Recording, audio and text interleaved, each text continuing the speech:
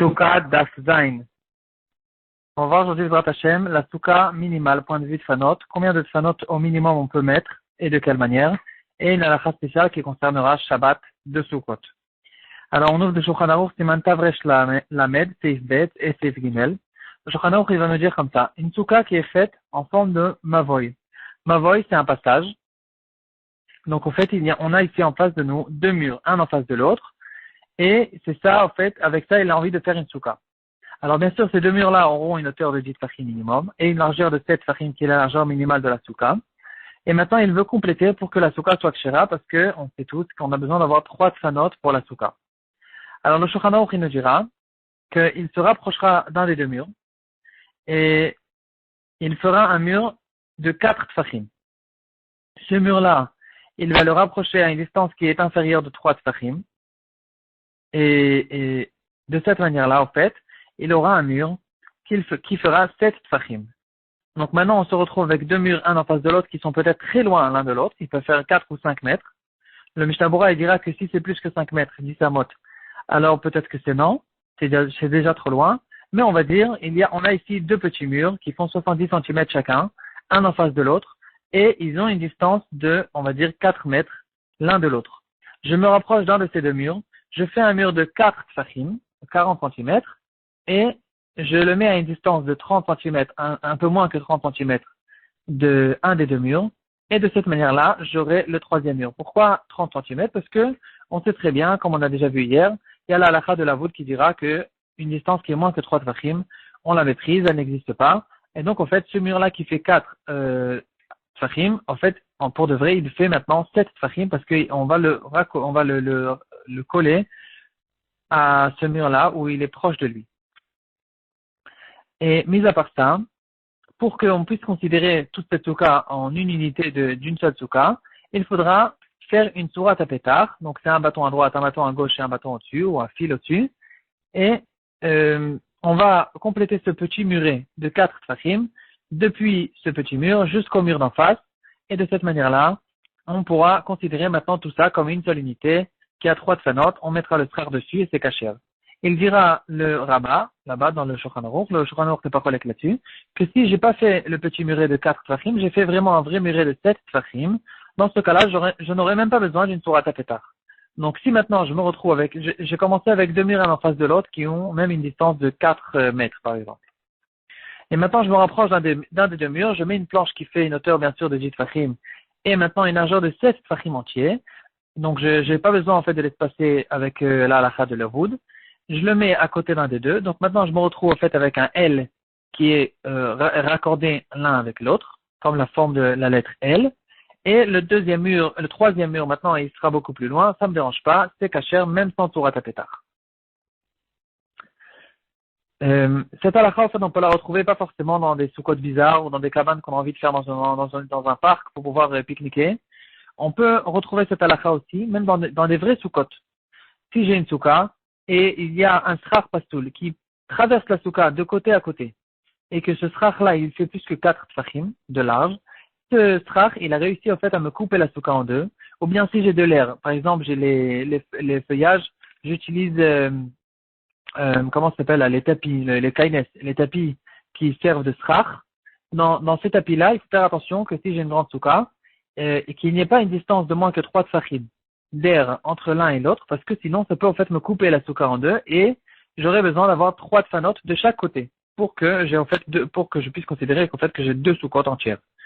Si j'ai plus que 3 tfachim, j'ai la souka qui est coupée en deux et je ne peux plus maintenant raccorder les tfanot les uns avec les autres. Donc ça, c'est une halakha qu'il faut faire attention, même dans les soukot normales qu'on connaît.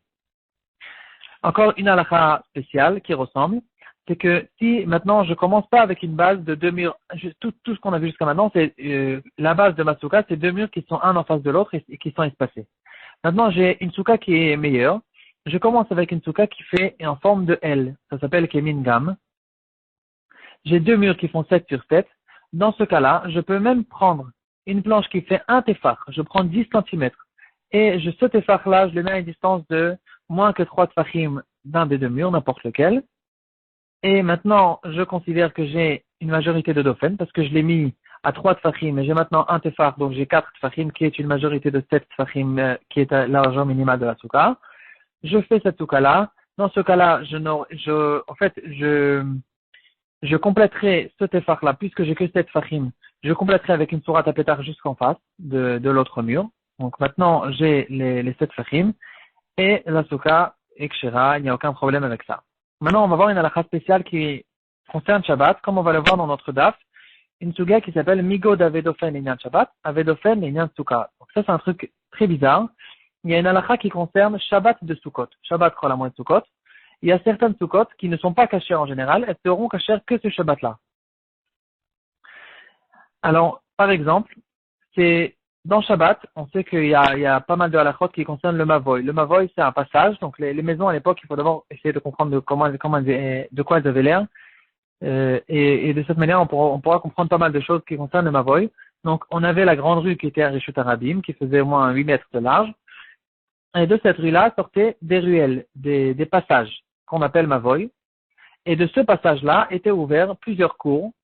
Et dans les cours, il y avait plusieurs maisons. Maintenant, on parle du Mavoy. Est-ce qu'on a le droit de porter pendant Shabbat dans ce Mavoy? Alors là, normalement, Midatora, c'est pas un Rishut Arabim, mais quand même, ça s'appelle un carmélite. Donc, les Rami ont interdit de porter dans ce Mavoy tant qu'on n'a pas fermé ce Mavoy de 3 côtés. Donc, on verra dans la première Mishnah dans Masechet Eruvin que ça dépend. Si c'est une impasse, un passage qui est fermé de 3 côtés déjà, alors les Chachamim vont me dire, tu mets au 4e côté, à l'endroit qui est ouvert, tu lui mets une planche même qui fait 1 mm d'épaisseur. Donc, je ferme le 4e côté même à une épaisseur de 1 mm. C'est kasher. Le mavoy, il est devenu kasher. J'ai le droit de porter maintenant dans ce mavoy.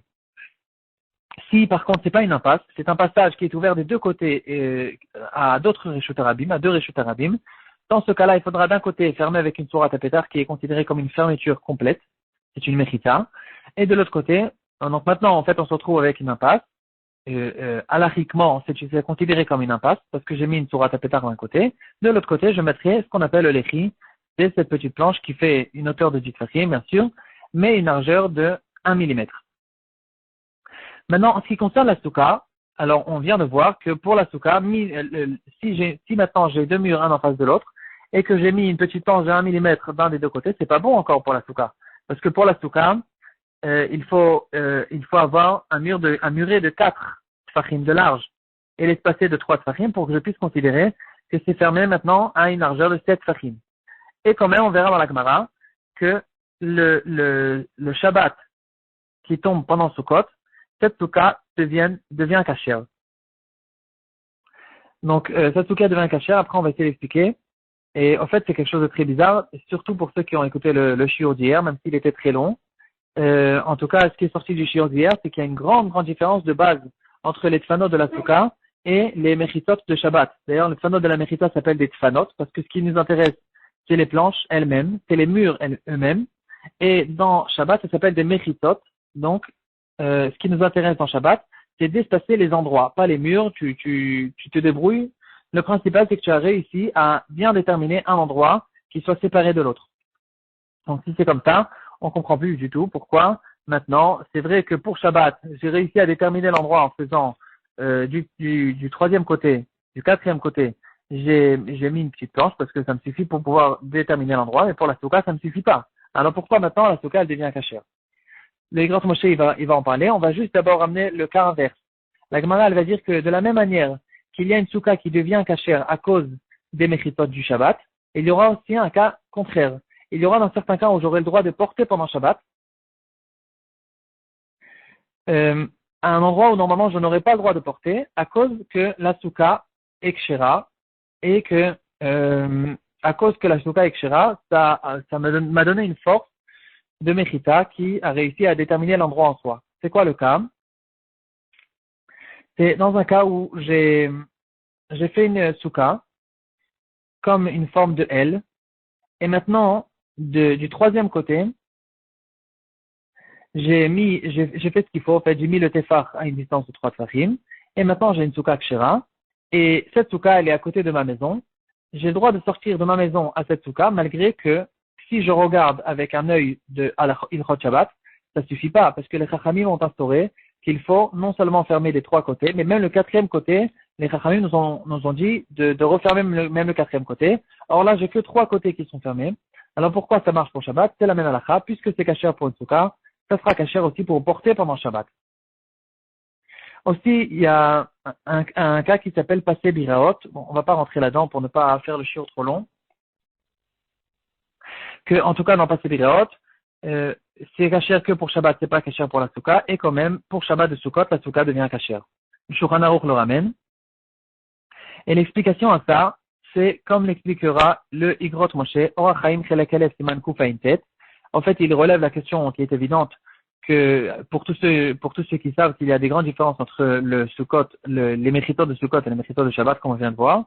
Et le Igrot Moshe, il va expliquer au nom du Ran que, en fait, c'est pas que à cause de Shabbat, à cause que pour Shabbat c'est bien en tant que mérita, alors maintenant ça a pris une importance. Et donc, ce petit muret-là de 1 millimètre, il a une importance pour devenir même un dauphin de Souka. C'est pas comme ça, parce que si c'est comme ça, on comprendra pas. La raison, en fait, elle est que les Chachamim, en voyant que les gens, ils vont se tromper, les gens, en fait, qui n'ont pas écouté le shiur d'hier, ils ne savent pas qu'il y a une différence de base entre les méritos de Shabbat et les méritos de Souka. Et de manière générale, on a l'impression que c'est exactement la même chose. Et en fait, les deux, c'est des méritos, c'est des tfanot, voilà. Donc, si c'est comme ça, les gens, les Chachamim ont eu peur que les gens, ils vont se tromper et ils vont pas comprendre pourquoi ça c'est kasher pour Shabbat et c'est pas kasher pour le Souka. En fait, ils ne savent pas que pour Shabbat, j'ai besoin juste de déterminer l'endroit et pour la Souka, j'ai besoin d'avoir des tfanot. Mais, puisque les gens ne savent pas ça, ils vont se tromper, ils vont dire que si c'est comme ça, alors peut-être que c'est interdit pour Shabbat, ou bien au contraire, ils vont permettre dans certains cas, alors que c'est interdit dans Shabbat ou dans Souka. À cause de ça, les Chachamim on dit que toute la halachot qui concerne, bien sûr que la halachot midirabanan, qui concerne le Shabbat ou la Souka, par exemple le tikkun du quatrième côté, que pour Souka on n'a pas besoin, ou bien le tikkun qu'on fait au troisième côté, que pour Shabbat, au contraire, dans ce cas-là, c'est une kula, parce que pour Shabbat, ça suffit un tikkun même de 1 millimètre. Dans ce cas-là, ça sera kasher pour la Souka, dans l'autre cas, ça sera kasher même pour Shabbat. Le principal, c'est que les gens ne s'embrouillent pas. Voilà. Juste pour finir, je serais intéressé de vous ramener une kushia atsuma de Rabbi Akiva Eger, qui reste en Tarikh Yun Gadol, comme a l'habitude de faire Rabbi Akiva Eger, quand il n'y a pas une réponse vraiment claire, ou en tout cas que la réponse est plus belle que la question est plus belle que la réponse. Le Rabbi Akiva Eger a l'habitude de rester avec un Tarikh Yun Gadol. Dans ce cas-là, c'est ici un Tarikh Yun Gadol. Il demande que pourtant, on a dit que la souka elle est cachère à cause du Shabbat. Mais pourtant, même pendant Yom Tov, on n'a pas le droit de porter. Alors vous allez me dire, mais pendant Yom Tov, on porte. Mais il y a quand même une différence. Pendant Yom Tov, on a le droit de porter que certaines choses qui sont en rapport, qu'on a besoin pour le Yom Tov. On n'a pas le droit de porter n'importe quoi, n'importe comment, sans aucune raison. Alors, on n'a qu'à dire que même ce Mavoy-là, qui a eu un tikkun au troisième côté, et que maintenant ce tikkun-là, il m'a rendu cet endroit-là complètement rejeté à Yachid, donc autant que j'ai le droit de porter dans ma maison, complètement, même sans avoir un Torah Nefesh pour Yom Tov. Alors ce Mavoy-là aussi, et maintenant qu'il a un héros, il sera caché complètement pour porter. Alors pourquoi ça ne suffit pas dans tous les Yom Tov, dans tous les Sukkot? Pourquoi j'ai besoin d'arriver au Shabbat et de Sukkot pour avoir besoin de dire que puisque c'est un dauphin pour Shabbat, c'est un dauphin aussi pour la Souka. On n'a qu'à dire ça aussi dans le Yom Tov et il reste en Tarikh Yom Gadol.